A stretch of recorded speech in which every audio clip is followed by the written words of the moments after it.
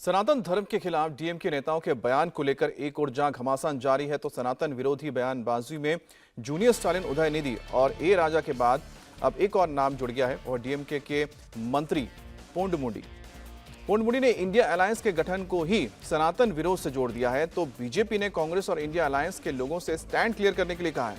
इधर मुंबई के मीरा रोड थाने में बीएचपी उदयनिधि के खिलाफ केस दर्ज करा चुकी है। सनातन के खिलाफ बयान, सियासी संग्राम। சிலவற்றை நாம் ஒழிக்கத்தான் வேண்டும், எதிர்க்க முடியாது. கொசு, டெங்கு காய்ச்சல், மலேரிया. जूनियर स्टालिन पर एफआईआर, कांग्रेस से बीजेपी के सवाल।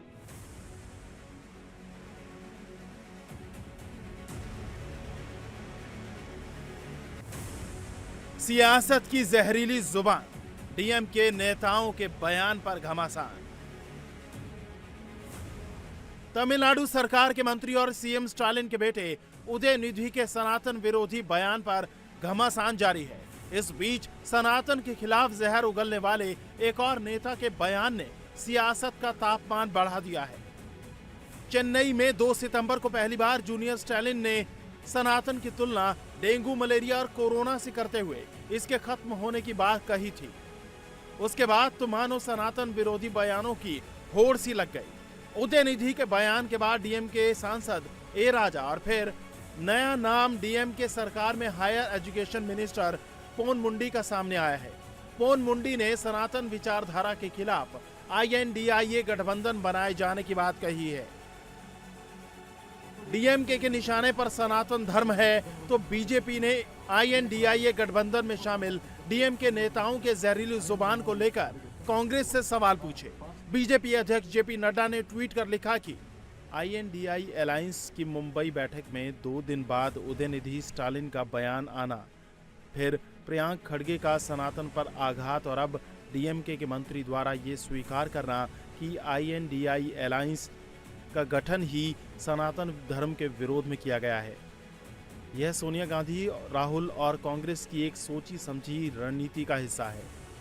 आईएनडीआई अलायंस कांग्रेस, सोनिया और राहुल बताएं कि मोहब्बत की दुकान के नाम पर सनातन धर्म के खिलाफ नफरत का सामान क्यों बेचा जा रहा है। ये नफरत का मेगा मॉल सिर्फ सत्ता के लिए है। बांटो और राज करो। एक भी कांग्रेस का बड़ा नेता, एक भी अभी तक राम जन्मभूमि में दर्शन करने नहीं गया है। मैं बड़े नेता की बात कर रहा हूं।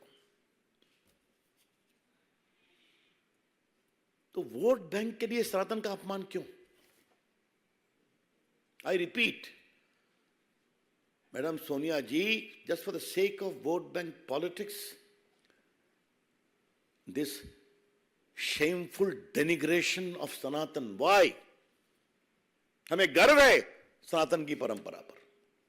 आपको यह देखना पड़ेगा किस संदर्भ में वो नेता ने ये बयान दिए थे। वो संदर्भ थी एंटी ब्राह्मणिज्म, मतलब पेरियारिज्म, मतलब डीएमके पार्टी की वैचारिक दृष्टिकोण, जो उस समय भी थे, आज भी है, क्योंकि इसी नींव के ऊपर, इसी मुद्दे को सामने रखते हुए डीएमके पार्टी राजनीति करते हैं। इसका मतलब नहीं कि हम सब सनातन धर्म की खिलाफत करते हैं, नहीं, बिल्कुल नहीं। किस संदर्भ में उन्होंने बात रखे ये थोड़ा देखा जाए। लेकिन बीजेपी पार्टी आज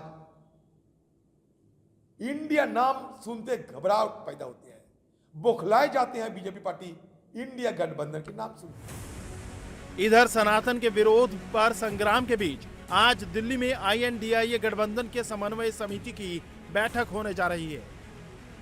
वहीं गठबंधन में शामिल डीएमके नेताओं के एक के बाद एक सनातन विरोधी बयानों पर चर्चा होने की संभावना है। देखो, वहाँ पे तमिलनाडु में कुछ किसी ने बयान किया है। अब कोऑर्डिनेशन कमेटी के मीटिंग में उसके बारे में मुझे मालूम नहीं, लेकिन अगर चर्चा होती है तो कोऑर्डिनेशन कमेटी का कारण ही क्या है, मकसद ही ये है कि कोई अलग अलग विचार है तो उसको सहमत करके सहमति का राजकारण करना। सनातन के खिलाफ बयान को लेकर बवाल मचा है तो जहरीले जुबान का मामला अब कानून की चौखट तक पहुंच गया है। मंगलवार को मुंबई के पास मीरा रोड थाने में डीएमके के मंत्री उदयनिधि स्टालिन के खिलाफ केस दर्ज किया गया है। सनातन पर जूनियर स्टालिन के बयान पर वीएचपी ने मीरा रोड पुलिस में शिकायत की थी, जिसके बाद पुलिस ने लीगल सेल से चर्चा कर मामला दर्ज कर लिया है और उदयनिधि के खिलाफ आईपीसी की धारा 295A, 153A के तहत एफआईआर दर्ज की गई है।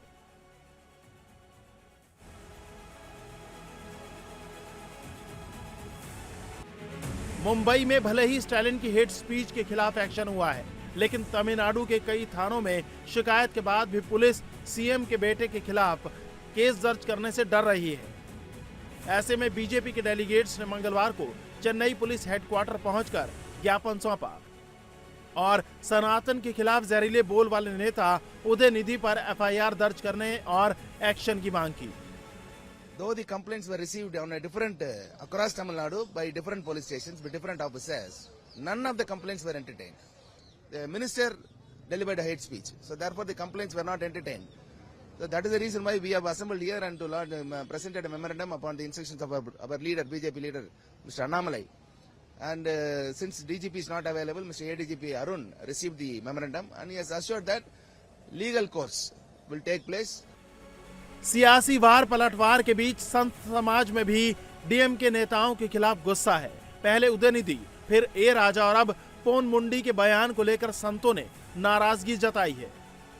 सर्वे भवन सुखना का ये प्रतीक है, इसीलिए सभी लोग सुखी रहें, सभी आनंद रहें, सभी भाईचारे से रहें और कृत्य प्रति कर्तव्य में ये धर्म सनातन है, जो हमारे प्रति करे उसी के प्रति हम भी करें। ये सनातन धर्म है, इसलिए इसको जो कहते हैं कि हिंदू धर्म और देश के लिए हानिकारक है, खतरा है, वो सब झूठ है।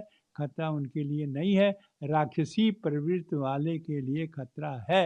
लेकिन हिंदू विचारधारा जो शास्त्रीय विचारधारा है, वैदिक विचारधारा है, उनके लिए लाभप्रद है और राक्षसी विचारधारा वाले के लिए ये खतरा है। सनातन के खिलाफ रोज नए नेता सामने आ रहे हैं, तो बीजेपी और सनातन धर्म को मानने वाले लोग गुस्से में हैं। इंडिया टीवी हर वक्त हर जगह डाउनलोड करने के लिए सर्च करें India TV news Google play store या ऐप स्टोर पर।